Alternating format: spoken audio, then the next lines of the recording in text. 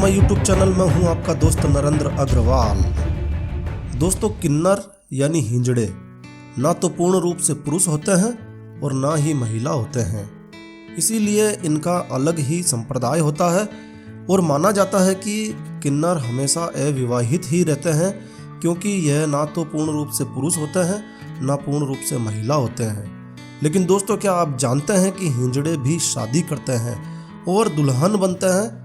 तो यदि आप नहीं जानते हैं कि किन्नरों की भी शादी होती है तो यह वीडियो आप अंत तक देखिए। बड़ा ही रोचक वीडियो है, क्योंकि इस वीडियो में हम जानकारी शेयर करने जा रहे हैं कि धरती पर आने वाले हर किन्नर की, हर हिंजड़े की शादी होती है और वह भी एक दिन के लिए। अब यह शादी किसके साथ होती है, इसे समझने के लिए हम एक महाभारत काल की कहानी को समझते हैं। दोस्तों, कहा जाता है कि अर्जुन और नाग कन्या उल्पी की संतान इरावन, जिन्हें अरावन नाम से भी जाना जाता है, महाभारत युद्ध के समय पांडवों ने मां काली का पूजन किया था और फिर एक राजकुमार की उन्हें बलि देने की आवश्यकता थी। इस पर इरावन बलि के लिए आगे आए, लेकिन उन्होंने शर्त रखी कि वह विवाह के उपरांत ही बलि पर चढ़ेंगे। और दोस्तों, अरावन से कोई भी कन्या विवाह करने को राजी नहीं हुई, क्योंकि उनकी मृत्यु अटल थी। अब श्री कृष्ण ने इरावन की अंतिम इच्छा को पूरा करने के लिए, और दोस्तों तब श्री कृष्ण ने अरावन की अंतिम इच्छा पूरी करने के लिए मोहिनी रूप धारण किया और फिर अरावन के साथ विवाह सूत्र में बंध गए। और विवाह के अगले दिन अरावन की बलि दी गई और मोहिनी रूप में ही श्री कृष्ण विधवा हो गए। तब उन्होंने भयंकर भारी विलाप किया और विधवा रूप में ही सभी रीति रिवाजों का पालन भी किया। और दोस्तों, आज भी तमिलनाडु में इस प्रसिद्ध कथा के अनुसार प्रतिवर्ष अरवणी पर्व पर जनमानस, सभी जनता, सभी लोग एकत्रित होते हैं और अरवण नामक किन्नर की बरसी पर शोक मनाते हैं। और दोस्तों, इसी घटना को याद करके किन्नर इरावन को अपना भगवान मानते हैं और एक रात के लिए उनसे विवाह करते हैं। और दोस्तों, यदि आप हिंजड़ों की शादी की रंगरलियां देखना चाहते हैं कि किस प्रकार धूमधाम से किन्नरों की शादी होती है, तो आप तमिलनाडु के कुगाम जाइए। यहाँ प्रत्येक वर्ष नए साल की प्रथम पूर्णिमा से किन्नरों की शादी का समारोह प्रारंभ होता है, जो 18 दिनों तक धूमधाम से मनाया जाता है। 17वें दिन किन्नर विवाह रचाते हैं। नई नवेली दुल्हन की तरह सभी किन्नरों को सजाया जाता है और हिंजड़ों के पुरोहित उन्हें मंगलसूत्र डालते हैं और इनकी शादी की जाती है। शादी के अगले दिन ही इरावन देव की मूर्ति को शहर भर में घुमाकर फिर तोड़ दिया जाता है और इसके साथ ही किन्नर सुहागन से विधवा हुई स्त्री की तरह अपना श्रृंगार छोड़ विधवा बनकर विलाप करने लगते हैं। तो दोस्तों, आश्चर्यजनक लेकिन सत्य है और आप इसे साक्षात देख भी सकते हैं। लेकिन अब आपके मन में यह विचार आ रहा होगा कि आखिर अरावन कौन थे? तो आइए इसके लिए हम इस कहानी को शुरू से फिर से समझाते हैं।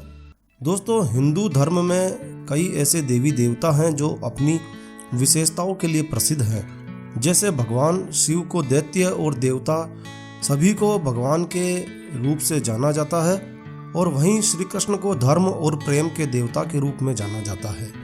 अर्जुन और उल्पी के पुत्र अरावन किन्नरों के देवता हैं।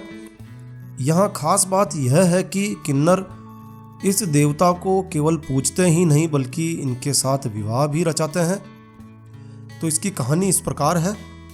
दोस्तों, महाभारत काल की एक कथा के अनुसार एक बार अर्जुन ने द्रौपदी की एक शर्त का उल्लंघन कर दिया था और इसी कारण उन्हें इंद्रप्रस्थ से निकाल दिया गया और 1 साल की तीर्थ यात्रा के लिए अर्जुन को भेज दिया गया।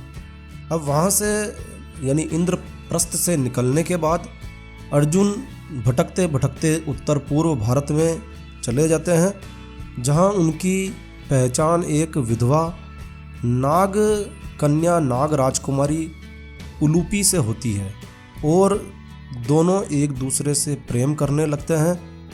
और विवाह के कुछ समय पश्चात उलूपी एक पुत्र को जन्म देती है जो अर्जुन के पुत्र होते हैं और दोनों मिलकर उसका नाम अरावन रखते हैं।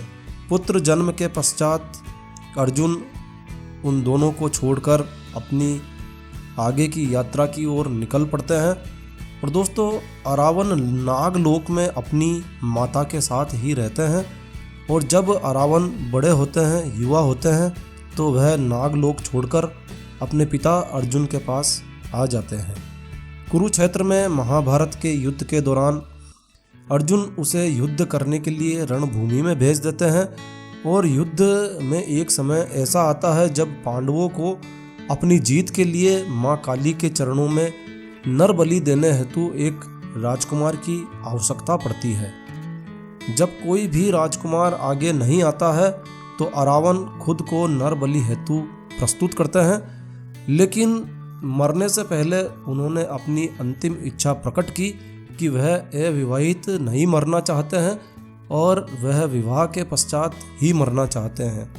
अब इस शर्त के कारण बड़ा धर्म संकट उत्पन्न हो जाता है, क्योंकि अगले ही दिन उसकी मृत्यु निश्चित थी, क्योंकि उसकी बलि चढ़ाई जानी थी और कोई भी राजा या कोई भी राजकुमारी यह नहीं चाहती थी कि वह अगले दिन ही विधवा हो जाए। और तब अरावन से अपनी बेटी की शादी के लिए जब कोई तैयार नहीं हुआ, तब कोई मार्ग बचता नहीं देखकर भगवान श्री कृष्ण ने स्वयं को मोहिनी रूप में बदल लिया और फिर उन्होंने अरावन से शादी करी। और अगले दिन अरावन स्वयं अपने हाथों से अपना शीश माँ काली के चरणों में अर्पित करते हैं और इस प्रकार यह कहानी संपन्न होती है। और किन्नर अरावन को अपना देवता मानते हैं और इसी कारण से वर्ष में एक बार किन्नर अपने देवता से शादी करते हैं और फिर अगले दिन इस कहानी को याद करते हुए स्वयं को विधवा मानते हुए विलाप करते हैं। तो दोस्तों, यह जानकारी है, वीडियो आपको अच्छा लगा हो, यूज़फुल लगा हो तो कृपया लाइक के बटन पर ज़रूर क्लिक कीजिए और यदि आपने हमारा ये चैनल सब्सक्राइब नहीं किया तो कृपया चैनल सब्सक्राइब कर लीजिए। एक नया वीडियो, एक नई जानकारी लेकर मैं आपका दोस्त नरेंद्र अग्रवाल फिर मिलूंगा। तब तक के लिए stay healthy, stay happy. Thank you for watching my video. Thanks.